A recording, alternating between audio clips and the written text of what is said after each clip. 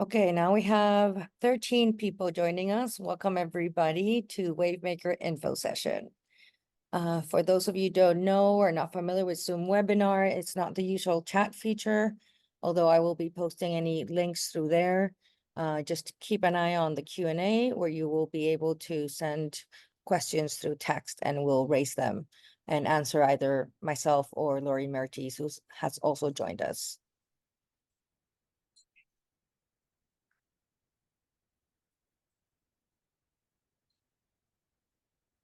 So we're gonna get started, everybody. Now that we're recording and we have a few people joining us, this is the first of 2 info sessions. Today, we're gonna go over very basic elements of the WaveMaker grant and the WaveMaker application. At the end of the presentation, I have also offered you guys a link to set up with a 15-minute one-on-one meetings with me after this. If you have any follow-up questions if it's brief, you can send me an email, which I will also include at the end. But also you can set up a one-on-one meeting with me to just discuss your projects, any questions you might have about the application itself. Most of it or all of it, the process is going to be discussed today, and then we'll do a second info session to sort of go a bit more into the sort of different projects, the range of the different projects that represent the history of WaveMaker grants. So if you're not familiar with Locust Projects and you've joined us already, we're the longest standing nonprofit alternative art space in Miami, founded in 1998. We organize basically present, produce, and incubate experimental and ambitious new art, which inspires the exchange of ideas through these new commissioned exhibitions, projects, residencies, as well as public programs and a summer art intensive for teens. As a leading incubator of new art and ideas, Locust encourages basically boundary pushing, creative endeavors. Risk taking is very important to Locust, and experimentation by local, national, international artists. We invest in Miami-Dade's community by providing artists with these kinds of project grants, and we empower creative careers with supporting the administrative work of being an artist through an artist resource hub and access to pro bono legal services via Legal Art Link. If you're not familiar with Legal Art Link, I'm also putting, and you might have any new legal issues, I'm also including a link at the end in case you are interested in signing up for a one-on-one session with our director for Legal Art Link. About WaveMaker grants.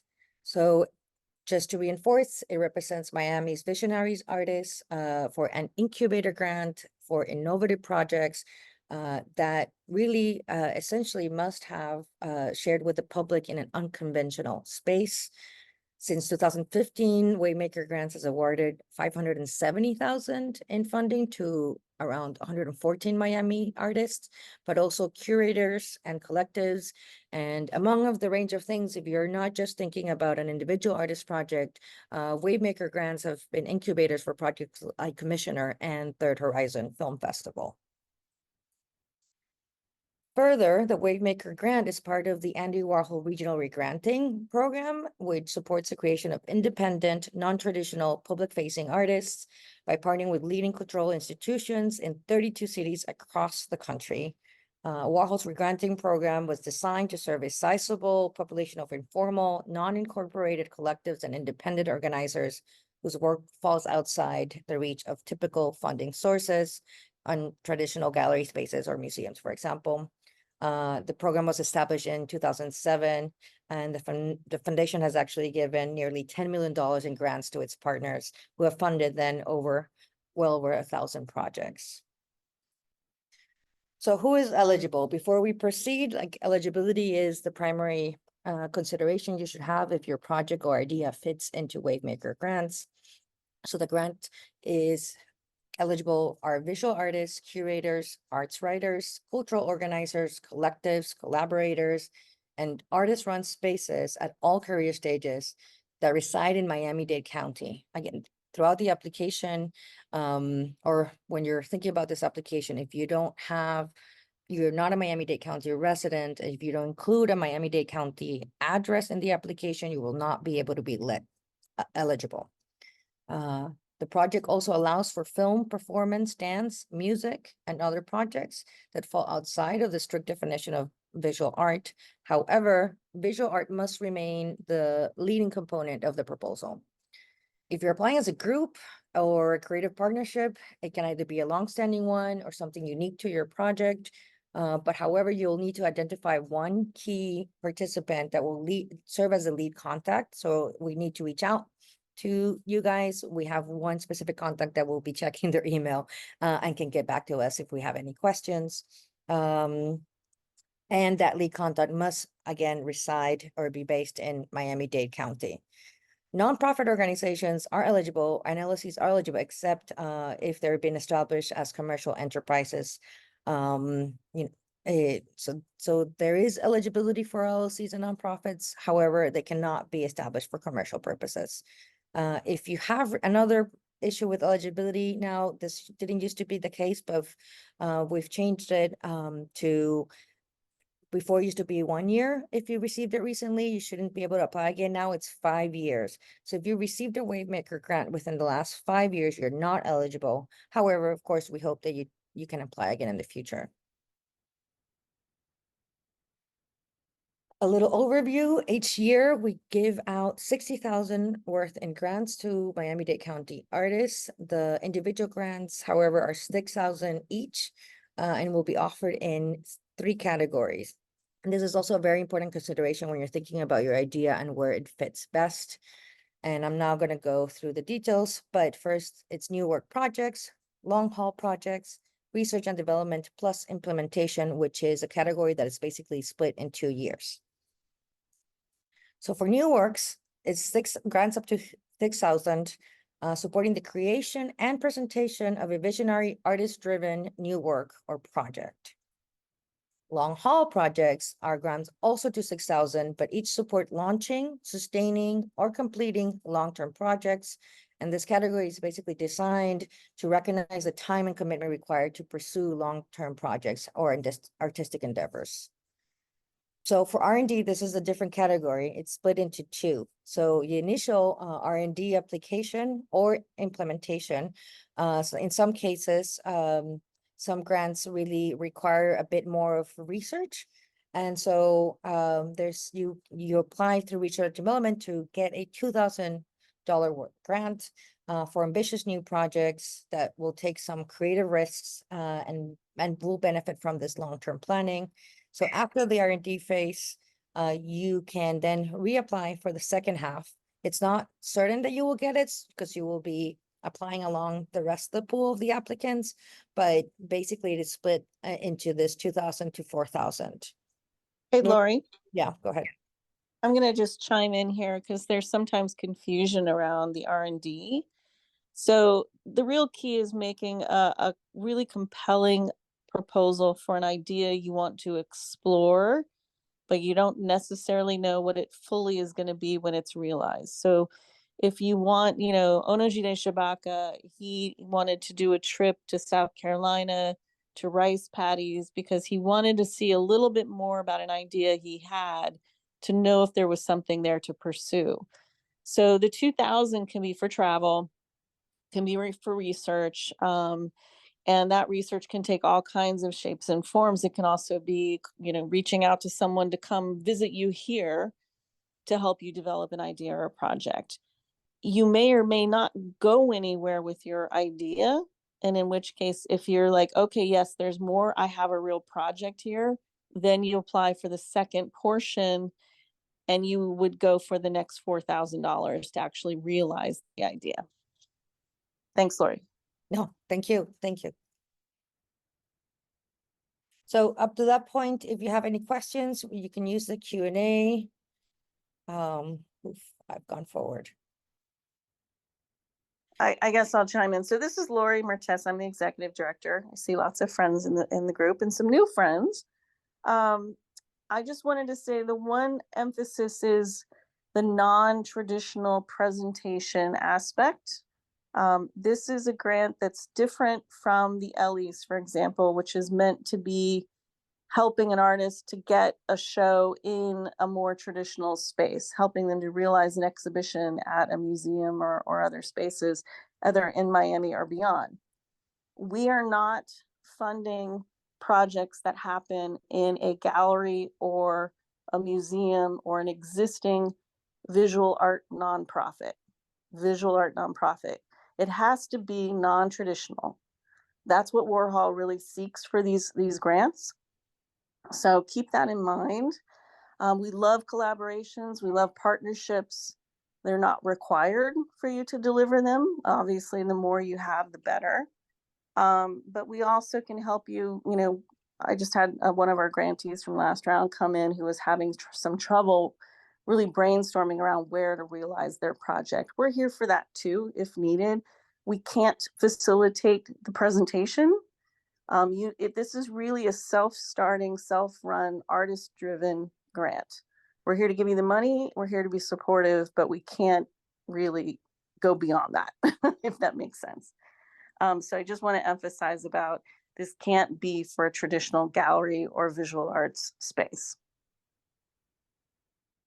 Okay, thank you, Lori. I see a question, Lori. Yes, I see it, but we're getting up. It's the next section that we're getting into, Jennifer. So just I give thought me. you were done. No. I was done with the first section. I wanted a few questions. Just have a moment if there was anything about the categories. But now, no worries.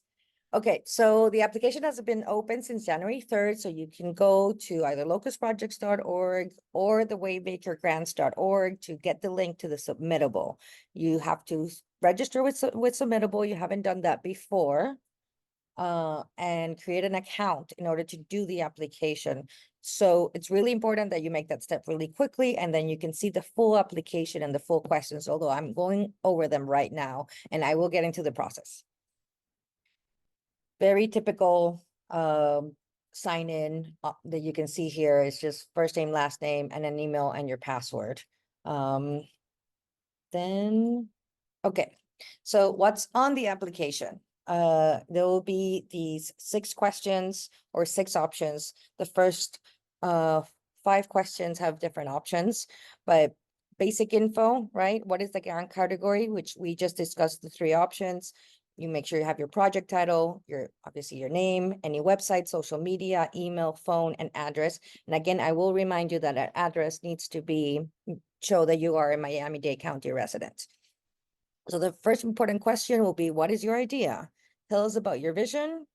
What do you want to make it happen? Why do you want to make it happen? Sorry. And who or what will it impact? And this question and the following 2, I'll get into, but basically you can do a short text or you can do a brief video or a brief audio clip. So then you also have, how will you make it happen? The how of a grant like this is very important. Who are you collaborating with?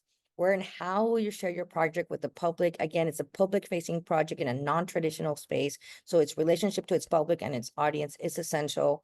And then what will be your timeline to realize it? Like any other artist grant, your ability or your capacity to execute it will be very important when the jury is reading it.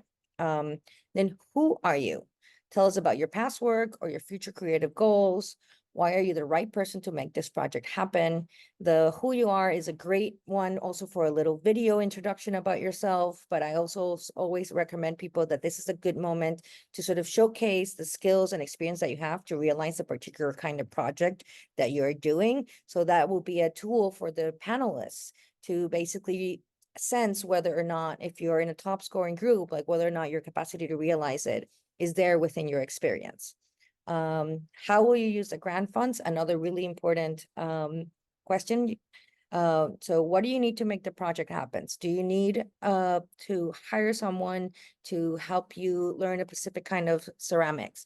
Do you need to buy equipment? Do you need to rent a facility that's going to be free to public? Will you be publishing something and you'll need to get quotes from different printers? So that's the kind of information that you have to pull together in the project budget. Again, the grant is for 6,000.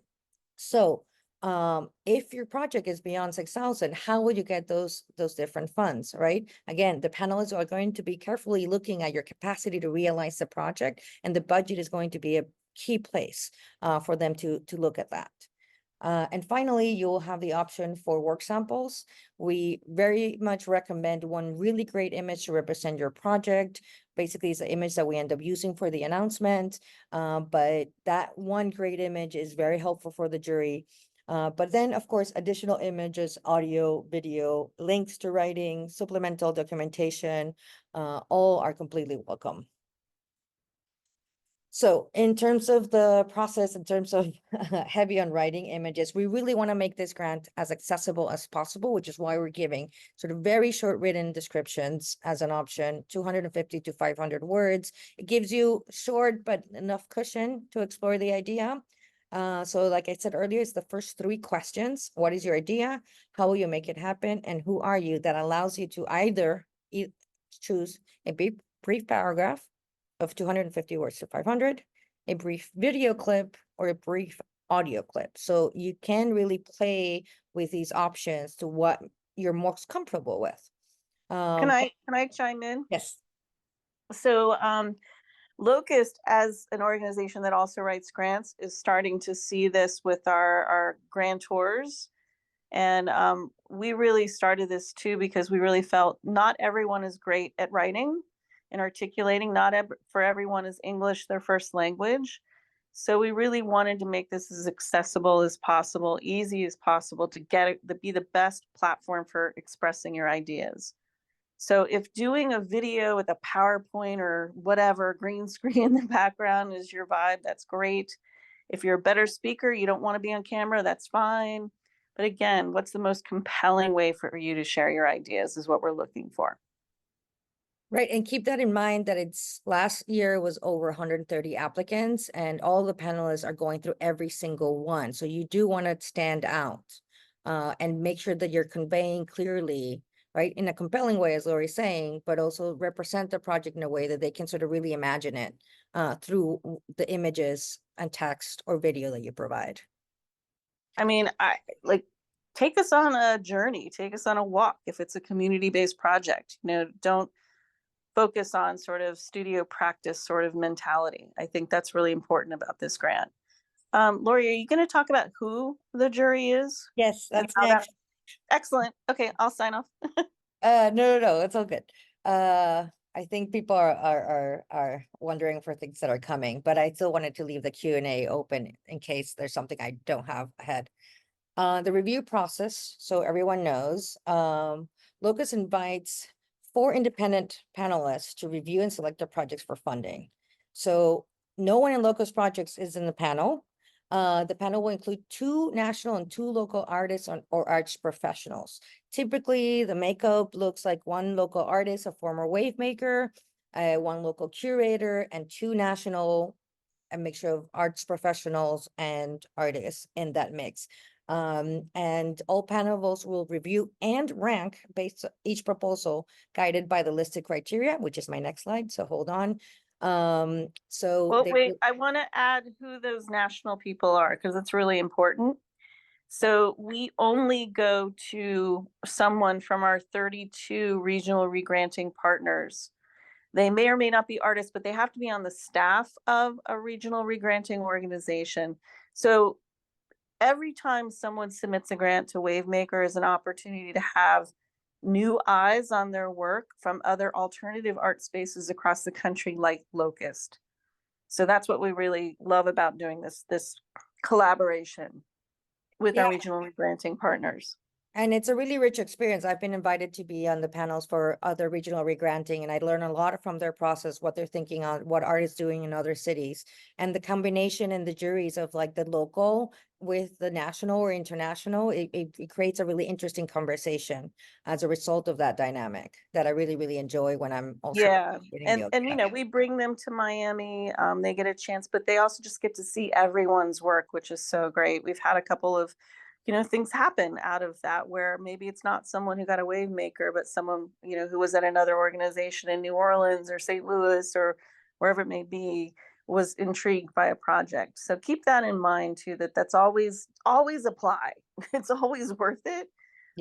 For you, the unknown opportunities. And again, to stress, I, as the executive director, do not see anything or participate in any way. So this is really not about an insular art world. Everyone has a chance. It's really about how compelling your idea is. I hear once the jury has convened and they've made their final decision, that's when I hear who has actually been selected. And I think that keeps it very exciting, and it changes every year. So also a little bit more specific about that. So they will review each one of the proposals and score them. And then when they meet in person, they will only discuss the top 15 to 20 proposals. And from there, choose, depending on the budgets, around 10 projects.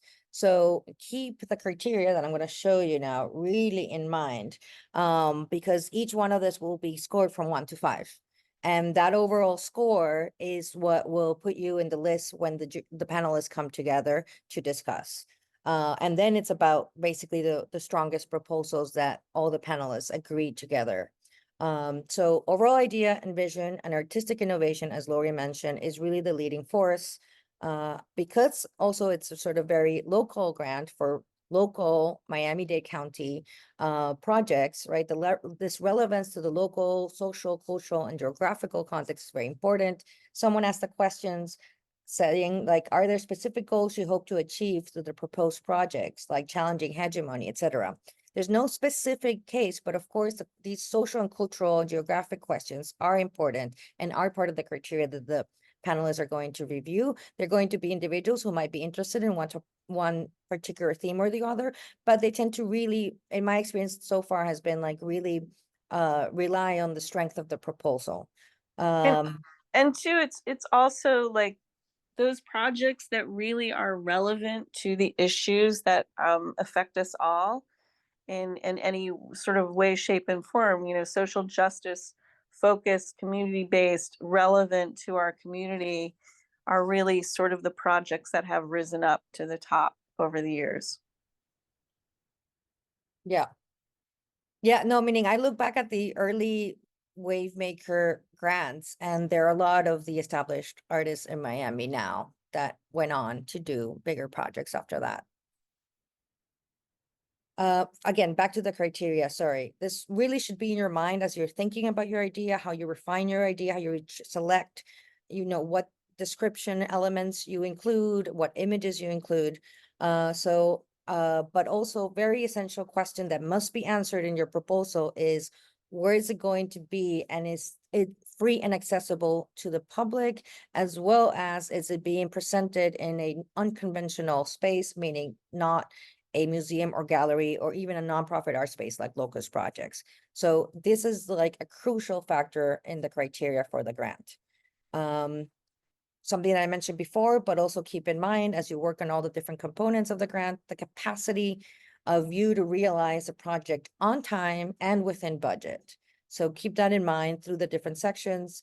And finally, right, what is the potential impact on the local community, the arts and culture landscape in the city or overall, but also in artists' own growth, the impact of the artist's own practice growing as a result of this grant. So these are the 5 criteria. They're going to be scored from 1 to 5, and the totals of the jury panelists select will then be discussed. The top 15 to 20 projects would be discussed together. So they're listed on the website. I will send everyone this PDF so you can review it again, but pay a lot of careful attention to these criteria. Almost up. This is like almost the last slide. Just keep in mind dates. As you know, it opened January 3rd. The deadline is April 1st, 11:59 p.m. Do not wait until last minute. Give yourself a lot of time to refine, even to send it around to people who can look at it with fresh eyes, give you feedback. We will then send responses to about the decision by June 30th. We'll have the jury meet some point in June. And by mid-July, we'll make the WaveMaker announcement to the public. Okay, another option, if you guys have any more questions, this is a great time. Meanwhile, please, I'm going to copy paste this information for you guys in the chat that you should then take. You can email me, Lori Rojas, at programs@locustprojects.org. You can sign up for a 15-minute one-on-one meeting with me if you want to go over specific aspects of the project application, your idea, and how you're thinking about it with relation to the grant. If you have specific questions about how to approach the budget, we can discuss that in these one-on-one virtual Zoom sessions. And the Calendly is already laid out when I would be available to do so. And I did want to add as a reminder, because it's part of our services that we provide, resources that we provide artists, I added the link for the Calendly for Legal Art Link. So if you need help with a new legal issue, please book an appointment to chat with Alan Jane Ayers, which is our Legal Art Link director. Well, I want to add not just a legal issue, but a question around maybe your project or your idea. Like, do I need a permit to do something? Is it legal to do this in this place? Those kinds of questions, Alan is there for you. It's free completely. If you fill out the form, it's usually within 48 hours. She will get back to you. So if you have questions that you're a little worried, like, is this legal? That's when you need to reach out to us. Yeah, absolutely. Okay. And finally, just make sure that you visit WaveMakerGrants.org to get all the information, the links to the Submittable. Follow us on Instagram and social media at Locust Projects. And if you have not done so yet, make sure to sign up for Artists e-News, which we send out about once a month. And it focuses on other resources that we are providing, events at Locust, but also other grants and open calls for artists.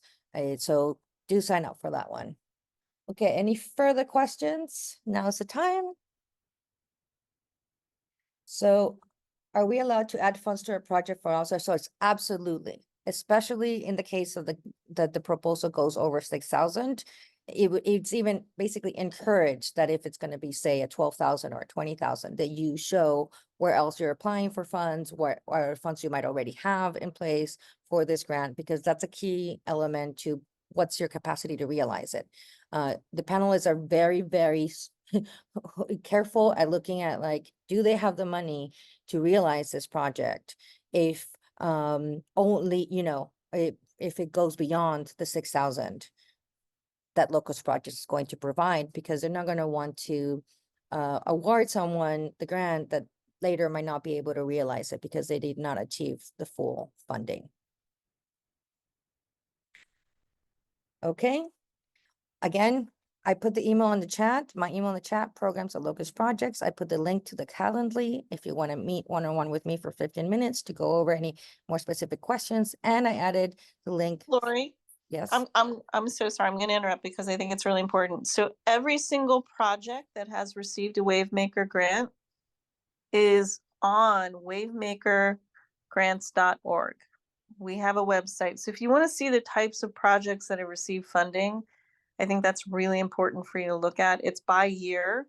There's 12 to 14 projects on that website, and you get a little brief 2 sentences about each one. Everything from beehives in Little Haiti to, there was a wonderful disco and exile, and I can't even, there's so many types of projects. This is not your typical grant.